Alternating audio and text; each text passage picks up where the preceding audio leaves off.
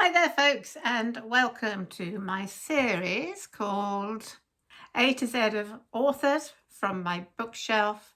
And in today's episode I'm going to be briefly looking at the life and works of E.M. Forster. Are you going to say hello first of all? Yes. Yes, here's Tilly to say hello. As you know, she always likes to appear as a little star in my videos. Bless her. Just very quickly before we start, somebody was asking about something at the back of the room there.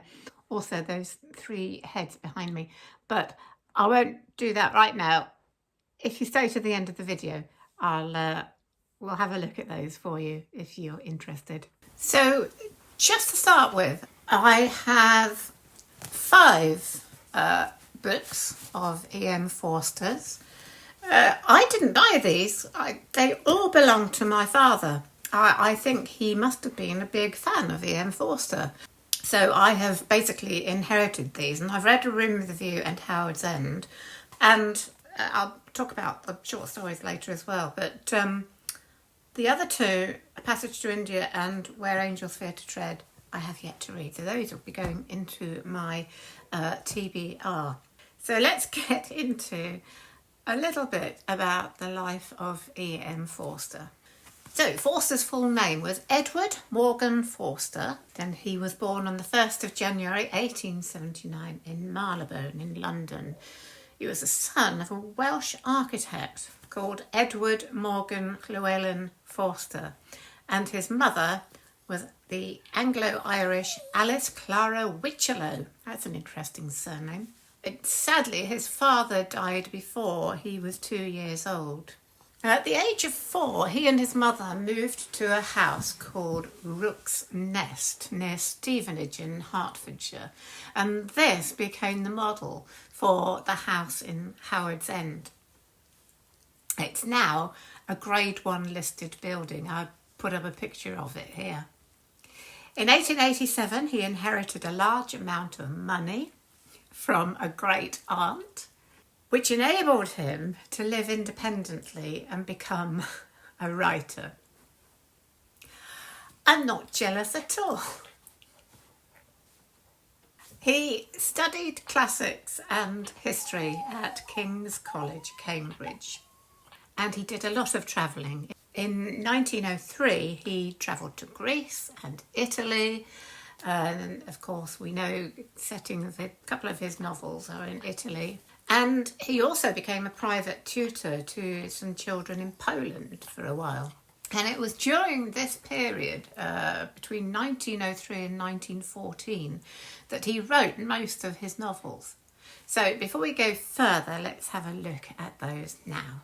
So firstly, published in 1905, we have Where Angels Fear to Tread. This is set in Tuscany in Italy, and the themes, as with many of his books, are about the uptight narrow-mindedness of the English, in contrast with the vitality and freedom of the European. The central plot involves the marriage of widow Lilia Herrington to a young Italian man, and the attempts of her dead husband's family to prevent this marriage, firstly, and then when they are too late and sadly she dies, they try to rescue the child from the father, who they think is pretty disreputable. It says on the back, told with a sympathy, a lightness, a grace of touch, and a radiant atmosphere of humour, E.M. Forster's first novel shows what was to become his characteristic mastery of dialogue and character. So yeah, that is one I haven't read. It's a little bit delicate actually, that cover is about to come off. But yeah, I shall be putting that into my to-be-reads. Next, published in 1907, is one I don't know. It's called The Longest Journey, said to be his most autobiographical novel. This is about a sensitive and intelligent Cambridge student called Ricky Elliott, who sets out to be a writer but gives up for a more conventional life and then struggles to reconcile his life with his inner identity. It's not his most well-known novel, but it is the one that he said he was most proud to have written. When we look at his life again a little bit later on, we can see that just how autobiographical this book really is. His next book, published in 1908, was A Room with a View, and probably his best known work and one of his best loved works. About the coming of age, really, of the main character, Lucy Honeychurch, and the struggle to maintain the social proprieties of the day against the spontaneous yearnings of the heart and growing sexuality. It's probably his most light-hearted novel. It is a joy to read, and it is funny and just wonderfully written and observed. And I'll just read from the back. In this brilliant piece of social comedy, Forster is concerned with one of his favourite themes, the undeveloped heart of the English middle classes, who are here represented by a group of tourists and expatriates in Florence. The English abroad are observed with a sharply ironic eye, but one of them, the young and unaffected Lucy Honeychurch, is also drawn with great sympathy. So yeah, I love to see those two sides, the very strict conventions of the time and this girl growing into womanhood with all that implies, and the emotions, the growing sexuality, and how that really contrasts with those strict moral ideas. So it's if you haven't read A Room with a View, it's great. I highly recommend it. If you've not read any Forster before, probably this is the best introduction. Next we have another very well-known one, Howard's End. Extremely popular, and I think probably made very popular by the film with Emma Thompson in as well. And it's considered his masterpiece by many people, about two sisters and the different paths they take. And again, has strong themes of class, intellect, the female identity and relationships in the Edwardian period. So again, themes that Forster was particularly felt very strongly about. Oliver Stallebras, who wrote the introduction to this edition, writes on the back, "Only connect," quote, "such is the epigraph of a novel much concerned with the relationships and the possibility of reconciliation between certain pairs of opposites. The prose and the passion, the seen and the unseen, the practical mind and the intellect, the outer life and the inner." All very, very much Forster's expressions of his own world in many ways. And then in 1924, he published A Passage to India. This was after he'd stayed for some time in India. So, of course, the setting is the British Raj in India and the Indian independence movement. And it's one of the novels included in the top 100 novels list, which I talked about recently. It revolves around a perceived attack on a British woman by an Indian man, Dr. Aziz, and the consequent trial. So, of course, it has themes of racial prejudice and colonialism of the time. And as I say, he'd been working in India as the private secretary to the Maharaja of Dewas. So he was writing very much from his own experiences, observations, etc. And this copy I have is quite an old one that my father owned. Doesn't have a publication date in it, which I think means it was published before 1930, this edition. So And of course there's no introduction or back cover blurb. So, and I haven't read it. This again is now in my TBR to be read at some point. And very much thought of as one of his greatest novels. As I say, it's on that list of 100. Yeah, very interesting observations on that British colonial period in India. So that should be really interesting. Now, the other novel that he wrote was written between 1913 and 1914, was not actually published in his lifetime. It was published in 1971, shortly after his death. It was called Maurice or Maurice, I don't know whether it was the sort of English pronunciation on the French one.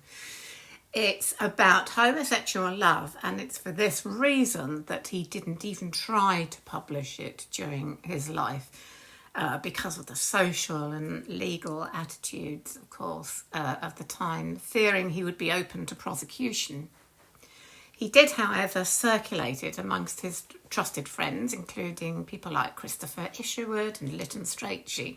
So this is another novel that is obviously fairly autobiographical, as Forster was gay himself, and the struggles of somebody who's having to fit in with the conventional attitudes and the legalities of the time and not being able to express their real inner self and identity.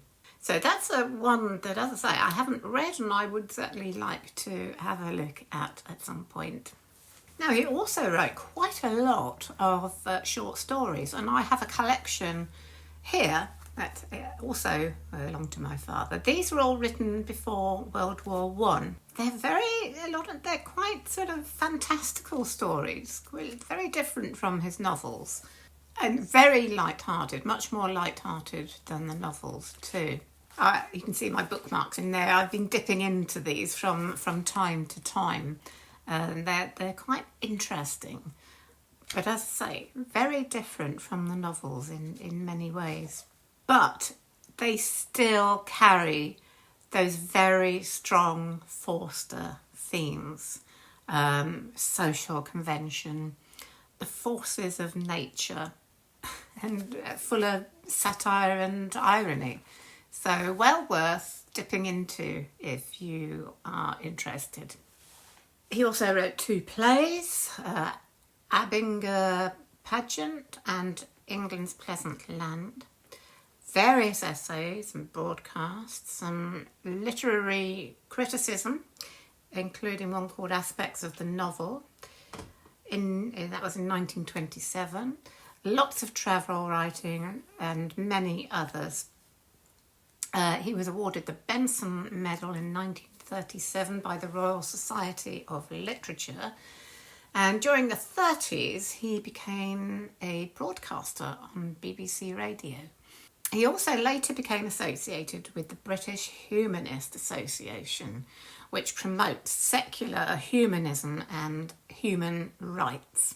In the 1940s he became a fellow of King's College and lived there for a time.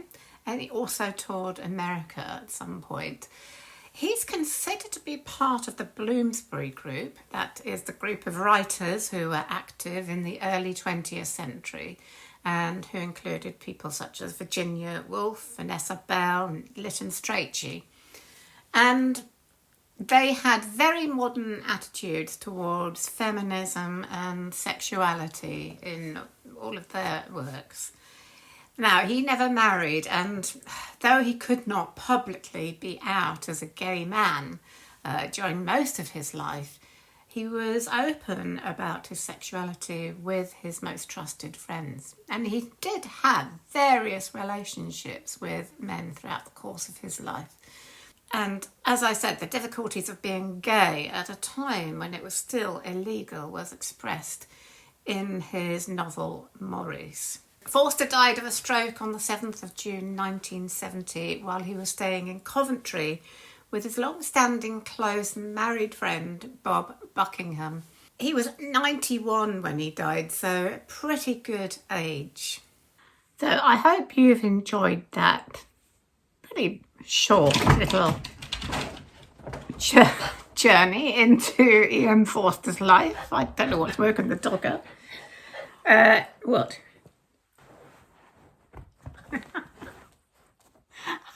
She suddenly shot up then as if something had happened. I don't know what. What's the matter, eh? So anyway, yes, next week, I'm getting through the book I'm reading at the moment fairly quickly, so I could be doing another book review next week, but if not, that'll be the week after. But I don't know what my next video will be otherwise. But now I promised you something at the beginning of this video, so let's have a look at that now. Should we go and have a look at Teddy Bear? Come on. So, some of you were interested to know what this sort of item was at the end of my room here. This is who it is. And this is a very, very old teddy bear that belonged to my mother when she was a baby. My mother died about 18 months ago at the age of 99. So this teddy bear is probably over 100 years old.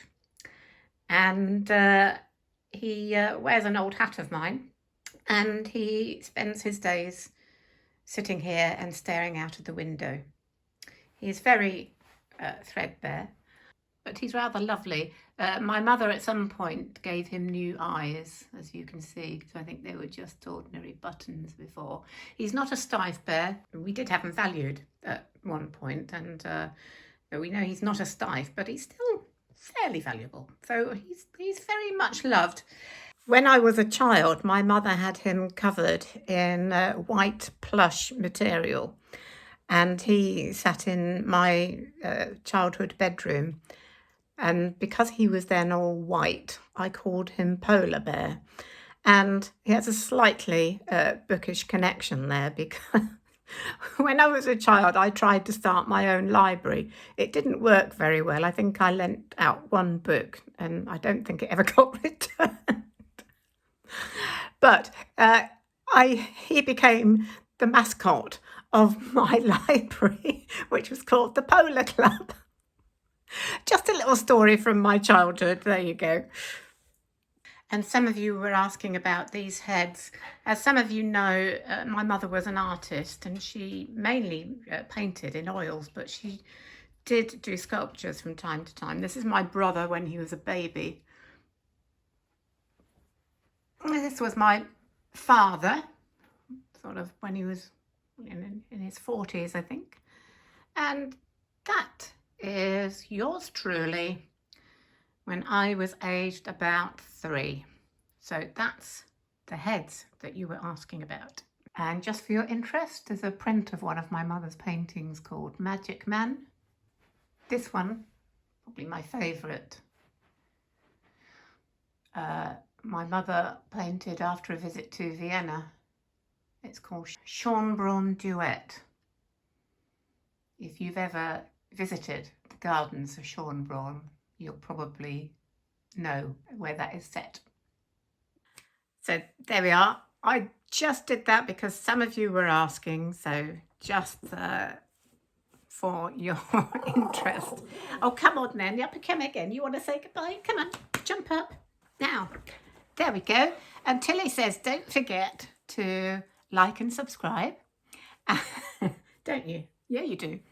And if you want to see another from my series of A to Z of authors from my bookshelf, the last one I did was George Eliot, and I'll put a link to that up here. There you go. We're off now, aren't we? And so keep well, have a good week, and I'll see you all again very soon. What? Bye for now.